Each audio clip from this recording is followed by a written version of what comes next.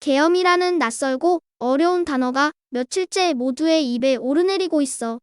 쿨리는 이 단어가 생소해서 사전에서 찾아보았는데 한자어로는 엄하게 경계한다는 뜻이더라. 예전에 배웠던 5.18 광주 민주화 운동 때도 계엄을 해서 군인들이 마음대로 사람들을 잡아가고 괴롭혔대. 계엄이라는 걸 도대체 왜 하는 걸까? 류쌤께 여쭤봐야겠어. 뉴스쿨 TV. 쌤, 계엄이라는 게 엄청 무시무시한 것인가 봐요. 그날 밤 저희 부모님은 너무 큰 충격을 받아서 한숨도 못 주무셨대요. 그래. 선생님도 그랬어. 민주주의 국가인 대한민국의 계엄령이 다시 내려질 수 있다는 건 생각지도 못했거든. 계엄이 그렇게 나쁜 거라면 왜 법에서 계엄이라는 걸 할 수 있게 한 거예요? 쿨리의 질문에 대답하기 전에 민주주의가 작동하는 중요한 원칙들을 먼저 설명해줘야겠는걸? 쿨리는 민주주의가 무엇인지 기억하고 있니? 여기 한자어의 의미를 보며 대답해볼까? 백성민, 주인주, 오르래, 국민이 주인이라고 믿는 거요. 그래. 잘 기억하고 있네. 쿨리 말대로 국민이 한 나라의 주인으로서 나라의 중요한 일을 스스로 결정하는 권리를 국민 주권이라고 해. 국민 주권의 원리는 민주주의 국가에서 지켜야 할 아주 중요한 원칙이야. 그래서 우리 헌법 제1조에도 이 내용이 담겨 있어. 자, 밑줄 친 부분을 소리내어 읽어보자. 대한민국의 주권은 국민에게 있고 모든 권력은 국민으로부터 나온다. 아주 잘 읽었어. 그런데 국민은 어떻게 나라의 주인 행세를 할 수 있을까? 쿨리는 어떨 때 내 몸의 주인이 나 자신이라고 생각하니? 응, 제 일을 제 스스로 결정할 때요. 그래. 국민도 마찬가지야. 국민이 스스로 나라의 중요한 일을 결정할 수 있어야 나라의 주인이라고 할 수 있겠지? 그래서 국민 자치의 원리도 민주주의의 중요한 원칙이야. 그런데 수많은 국민이 나라 일을 모두 직접 결정할 수는 없겠지. 그래서 우리는 4년에 한 번씩 이것으로 국회의원을 뽑고 5년에 한 번씩 이것으로 대통령을 뽑아. 이것은 뭘까? 이건 자신 있어요. 선거요. 그렇지. 쿨리 말대로 우리나라를 비롯한 대부분의 국가는 선거로 뽑힌 국민의 대표가 국민을 대신해 나라의 중요한 일을 결정해. 그러니까 선거는 국민 주권을 행사하는 가장 기본적인 방법인 동시에 국민 자치를 실현하는 방법이기도 해. 그래서 선거를 민주주의 꽃이라고 하지.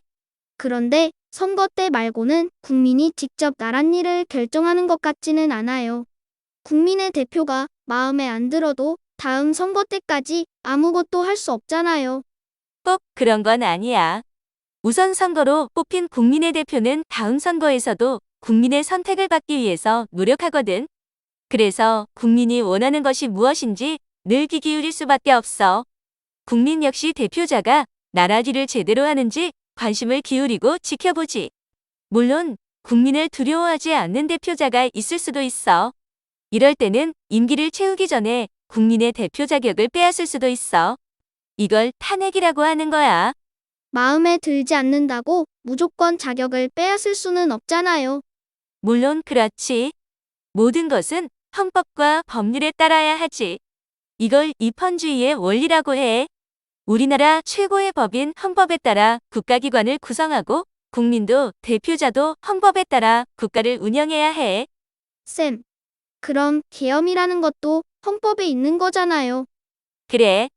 이제 쿨리의 질문에 답을 할 차례가 되었네. 그 전에 민주주의 원칙을 하나 더 이야기하면서 질문에 답해볼게. 마지막으로 이야기할 원칙은 권력 분립의 원리야. 권력 분립 말이 어렵네요. 그래. 풀이에 보면 권력을 나눈다는 뜻이야. 모든 민주주의 국가에는 아주 중요한 국가기관이 세 곳이 있어. 국민을 대표하는 국회의원들로 이뤄진 국회, 국민이 뽑은 대통령이 이끄는 행정부, 그리고 갈등을 해결하는 법원이야. 국회, 행정부, 법원은 서로 견제하고 균형을 이루며 국가 권력이 한 사람이나 한 기관에 집중되지 않도록 막지. 이걸 권력 분립의 원리, 혹은 삼권 분립의 원리라고 하는 거야. 이런 원칙을 세워둔 건 국민의 자유와 권리를 지키기 위해서지. 그런데 계엄이 선포된 이후 어떤 조치가 내려졌는지 이번 주 헤드라인의 문장을 읽어볼래? 계엄은 전쟁, 재난과 같은 비상사태가 발생했을 때 대통령이 임명한 계엄 사령관이 행정권과 사법권을 행사하는 제도입니다. 잘 읽었어. 여기서 말하는 행정권은 대통령과 정부의 권력이고 사법권은 법원의 권력이야. 그래서 계엄 시에는 계엄 사령관이 이끄는 군사 조직이 정부와 법원의 역할을 맡게 돼. 그럼 군인 아저씨들이 마음대로 사람들을 잡아가고 벌을 줄 수도 있어요. 이미 우리나라는 민주주의가 발전한 나라라 그런 상황까지 가지 않겠지만 과거의 계엄 때는 그랬어. 나라가 위기에 처했다는 명목으로 독재자들이 군인들을 보내서 무고한 사람들에게 폭력을 휘두르고 목숨을 앗아가기도 했지. 생각만 해도 무서워요. 그런데 계엄이 왜 필요한 걸까요? 계엄은 전쟁이 벌어졌을 때처럼 아주 심각한 국가 비상사태가 생겼을 때 우리가 평소에 지키던 법을 잠시 없는 셈 치고 군인들이 계엄법이라는 임시법에 따라 통제하게 하는 거야. 민주주의 국가에선 권력 분립의 원리를 지켜야 하다 보니 나라의 중요한 일을 결정할 때 매우 복잡한 절차를 거쳐야 하고 시간도 오래 걸려. 그런데 전쟁과 같은 상황에서 이런 절차를 다 밟으려면 효율적이고 신속하게 대응할 수 없겠지? 그래서 아주 위급할 때는 계엄 사령관이 이끄는 계엄 사령부가 행정부와 법원의 역할을 대신하게 하는 거야. 이렇게 해야 국가의 안보와 질서를 유지하고 국민을 안전하게 보호할 수 있다고 본 거야. 그런데 그날 우리나라에 전쟁이 일어났던 건 아니잖아요? 그래, 콜리 말이 맞아.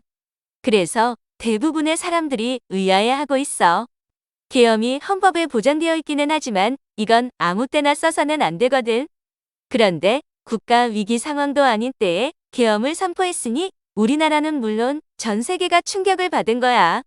이번 1호 외국 사람들이 우리나라를 위험한 나라라고 생각하게 되었대요. 우리나라는 안전하고 살기 좋은 나라인데 이런 오해가 생겼다니 무척 속상해요. 너무 속상해하지는 마. 우리는 그동안 많은 사람들의 희생과 노력으로 지금의 민주주의를 이뤘어.